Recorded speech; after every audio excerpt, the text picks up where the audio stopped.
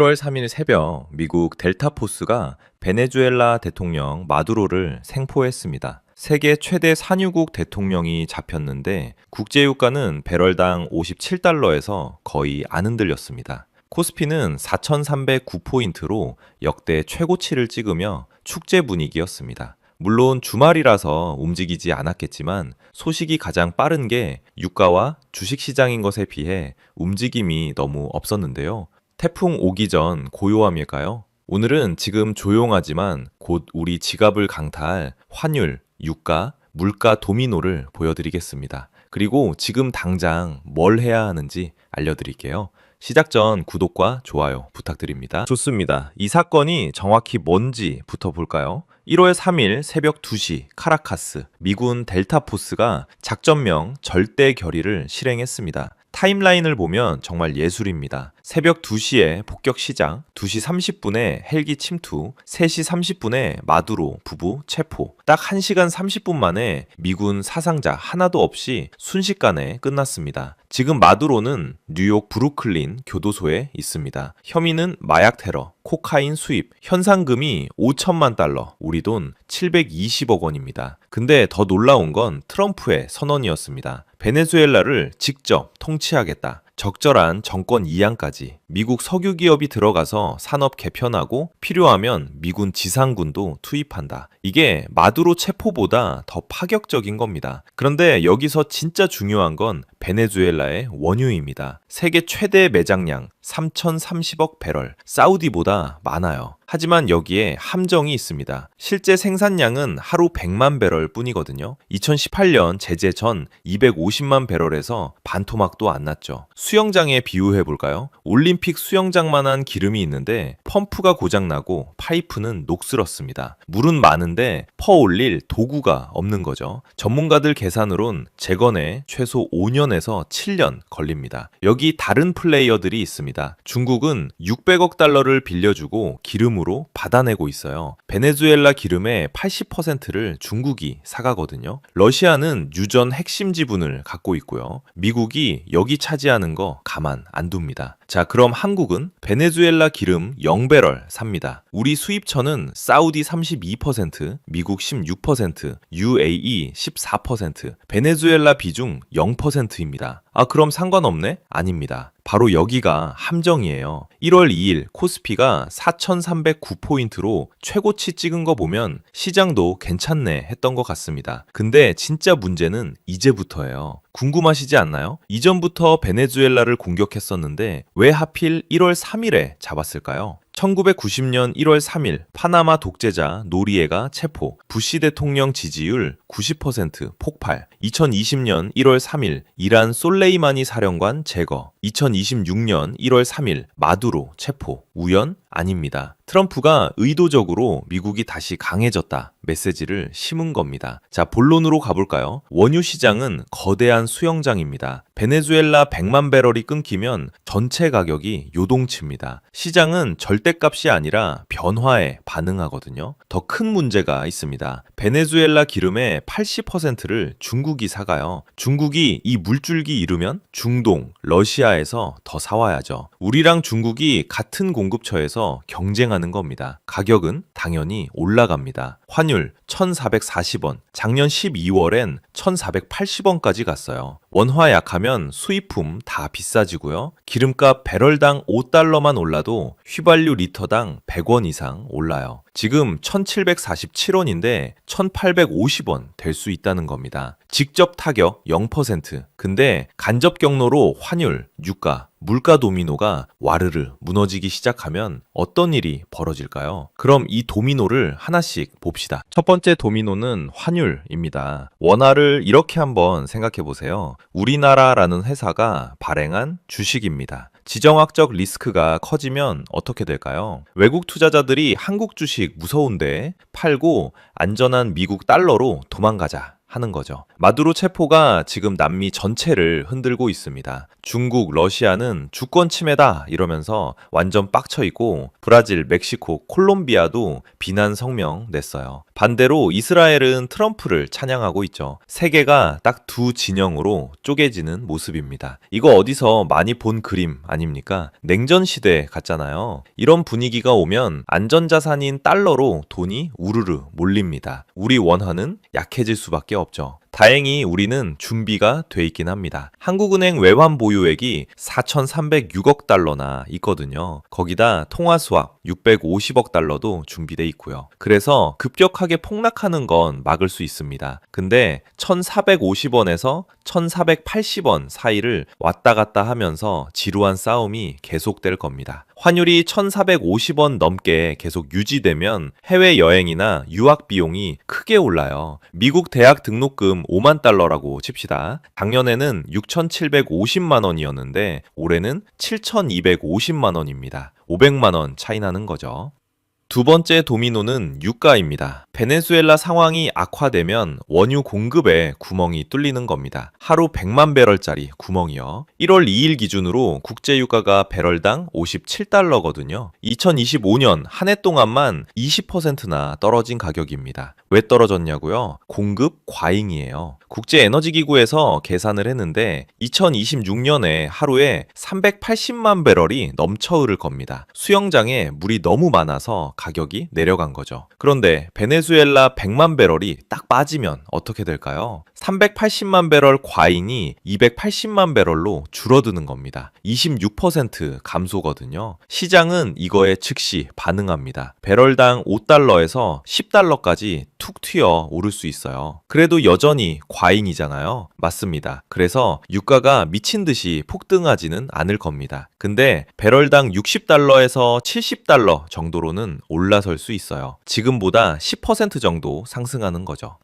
세 번째 도미노는 물가입니다. 2025년 12월 소비자 물가 상승률이 2.3%였습니다. 한국은행 목표치가 2%거든요. 이미 넘었죠. 그 중에서도 석유류 가격이 6.1%나 튀었어요. 유가가 오르면 당연히 휘발유랑 경유가 오르죠. 그럼 택배차, 화물차, 버스, 비행기, 전부 연료비가 올라가는 겁니다. 이 비용은 당연히 우리한테 넘어오죠. 편의점 삼각김밥으로 예를 들어볼게요. 김밥 재료가 공장에서 편의점까지 화물차 타고 오잖아요. 유류비가 10% 오르면 물류회사가 배송비를 올립니다. 그럼 편의점은 삼각김밥 가격을 100원 올리는 거예요. 2,300원이 2,400원 되는 겁니다. 이게 교통비, 외식비, 배달비, 택배비 전부에 적용됩니다. 1차 충격, 그러니까 유가가 오르는 게 2차 파급 효과로 모든 물가로 번지는 거예요. 정리해 봅시다. 환율 1,450원, 유가 65달러, 물가 2.5%. 이 세 숫자가 동시에 움직이기 시작하면 우리 가게는 매달 10만 원에서 15만 원씩 더 쓰게 됩니다. 4인 가족 기준으로요. 이제 느낌이 오시죠? 자, 이제부터는 베네수엘라의 상황에 따라서 한국 경제가 어떻게 바뀌는지 세 가지 시나리오로 보겠습니다. 시나리오 A, 빠른 안정입니다. 마두로 충성파 군부가 미국이랑 협력해서 평화적으로 권력을 넘기는 겁니다. 새 정부 들어서고 제재 풀리고 외국 기업들이 투자 시작하는 상황이죠. 이렇게 되면 국제유가는 배럴당 55달러에서 60달러 정도 유지됩니다. 원달러 환율은 1,400원에서 1,420원으로 안정되고요. 코스피는 4,300에서 4,500포인트까지 올라갈 수 있어요. 물가는 2.0에서 2.2%로 한국은행 목표 딱 맞추는 거죠. 여러분 월급이 300만 원이라고 칩시다. 이 경우엔 유류비, 물가 부담이 지금이랑 거의 비슷합니다. 주식 투자자분들은 반도체, 조선주 중심으로 수익 기회가 쭉 이어져요. 시나리오 B, 지루한 대치인데요. 저는 이게 가장 가능성 높다고 봅니다. 마두로파랑 야권이 몇 달간 대치하는 겁니다. 가끔 총격전 터지긴 하는데 전면전까지는 안 가요. 원유는 불규칙하게 생산되고 국제사회는 그냥 지켜만 보는 상황이죠. 이렇게 되면 국제 유가는 60달러에서 70달러 사이를 왔다 갔다 합니다. 환율은 1,440원에서 1,480원 사이에서 널뛰기 하고요. 코스피는 4,000에서 4,200포인트 박스권입니다. 물가는 2.3에서 2.6% 정도로 살짝 올라가고요. 여러분 월급 300만 원으로 한 달에 5만 원에서 8만 원 정도 더 쓰게 됩니다. 주로 기름값, 택배비, 외식비에서요. 주식은 정유, 화학주가 오르고 항공, 물류주는 내려갑니다. 업종 선택이 진짜 중요해지는 거죠. SK이노베이션이나 S-오일 같은 정유주는 유가 상승에 수혜를 받고 대한항공 같은 항공주는 유류 할증료 부담 때문에 주가가 눌릴 겁니다. 근데 전문가들이 이 시나리오 B 확률을 얼마로 보냐면 60에서 65% 정도랍니다. 제일 가능성 높은 시나리오예요. 왜냐고요? 베네수엘라 내부가 워낙 복잡하고 미국도 직접 통치 경험이 별로 없거든요. 그래서 빠르게 안정되기보다는 이렇게 질질 끌릴 가능성이 제일 높습니다. 시나리오 C, 내전이 격화되는 겁니다. 마두로 충성군이랑 야권군이 전면전을 벌이는 겁니다. 원유 생산시설이 폭격당하고 미국이 추가 제재 가하는 경우에요. 이렇게 되면 국제유가가 80달러 이상 치솟습니다. 환율은 1,500원 돌파하고 코스피는 3,800 밑으로 내려갈 수 있어요. 물가는 3.0% 넘어가면서 스태그플레이션 우려가 나오는 거죠. 여러분 월급 300만 원으로 한 달에 15만 원에서 20만 원을 더 쓰게 됩니다. 휘발유가 리터당 2,000원 넘고 택배비 인상, 외식비 폭등이 동시에 오는 거예요. 주식은 외국인이 대량으로 빠져나가면서 계좌가 녹아내립니다. 트럼프가 직접 통치하겠다고 했잖아요. 그런데 통치가 쉽지 않습니다. 역사를 보면 미국은 전통적으로 대리 세력을 썼습니다. 직접 통치는 비용이 천문학적이거든요. 이라크 봤죠? 미군이 협력자로 쓴 반정부 인사들이 부패해서 국민들이 오히려 미군을 증오하게 됐어요. 베네수엘라도 똑같을 수 있습니다. 내부 세력이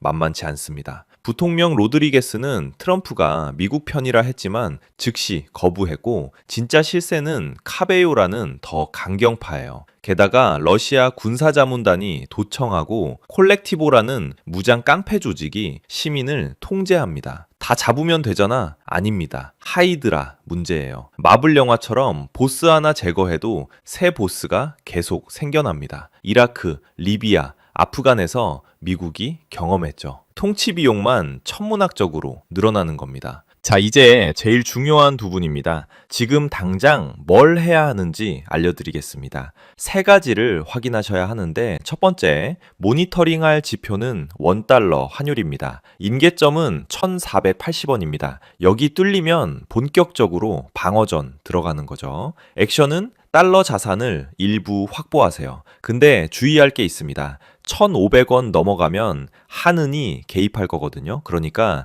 과도하게 베팅하면 안 됩니다. 두 번째 계기판은 유가입니다. 모니터링할 지표는 국제 유가입니다. 임계점은 배럴당 70달러입니다. 여기 돌파하면 진짜 올라가는 거예요. 액션은 주유 습관을 바꾸세요. 출퇴근 카풀하거나 대중교통 활용하고요. 주식 쪽으로는 정유주 매수를 고려해 보세요. 계산 한번 해볼까요? 휘발유 50리터 넣는다고 칩시다. 리터당 1,750원이면 87,500원이죠. 근데 리터당 1,900원 되면 95,000원입니다. 한 달에 두 번 넣으면 월 15,000원 더 나가는 겁니다. 마지막 계기판은 뉴스를 유심히 보셔야 합니다. 모니터링 대상은 베네수엘라 정국, 오펙 플러스 회의, 한은 통화 정책입니다. 핵심 키워드는 내전 격화, 원유 생산 중단, 환율 1,500원 돌파. 이 단어들이 뉴스에 나오면 귀 쫑긋 세우셔야 됩니다. 액션은 주 1회 경제 뉴스 체크하시고 급변 상황 생기면 비상자금 확보하세요. 근데 여기 하나 더 알려드릴 게 있습니다. 미국이 이미 선수를 쳤거든요. CM이라고 아세요? 시카고 상품 거래소입니다. 여기가 작년 12월 30일하고 올해 1월 1일 딱 이틀 연속으로 금선물 증거금을 인상했어요. 그것도 거래량이 적을 때를 노려서요. 그 결과 금값이 떨어졌습니다. 이게 우연일까요? 절대 아닙니다. 베네수엘라 침공을 앞두고 미리 금값을 눌러놓은 겁니다. 전쟁 나도 금값 올리지 마. 우리가 통제할 수 있어. 이런 시장 경고인 거죠. 유가도 마찬가지입니다. 트럼프 정부가 필요하면 전략 비축유를 방출할 준비가 돼 있다고 시장에 계속 흘리고 있어요. 유가도 우리가 컨트롤할 수 있다는 메시지거든요. 그래서 단기적으로는 금값이나 유가가 막 폭등하진 않을 겁니다. 미국이 계속 누르고 있으니까요. 근데 장기적으로는 지정학적 긴장이 계속되면 미국도 결국 못 막습니다.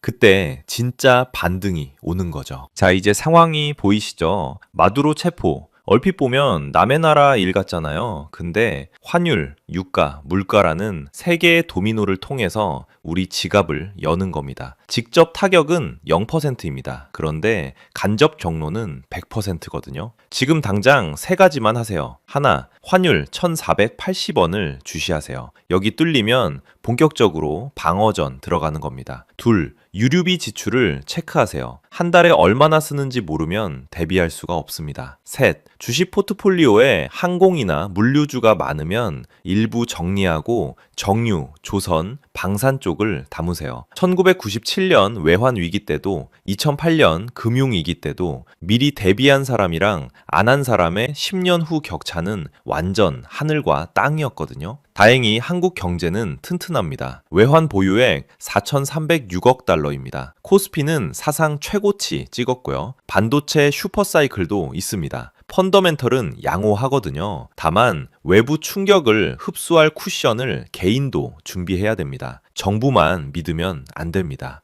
베네수엘라, 마두로 체포, 이건 시작일 뿐입니다. 앞으로 몇 달간 베네수엘라 정국이 어떻게 흘러가느냐에 따라서 우리 경제의 2026년이 결정될 겁니다. 지금 당장 오늘부터 준비하세요. 여러분 지갑을 지키는 건 정부도 아니고 한국은행도 아닙니다. 바로 여러분 자신입니다. 영상 도움 되셨다면 보통의 경제학 구독, 좋아요 부탁드립니다. 감사합니다.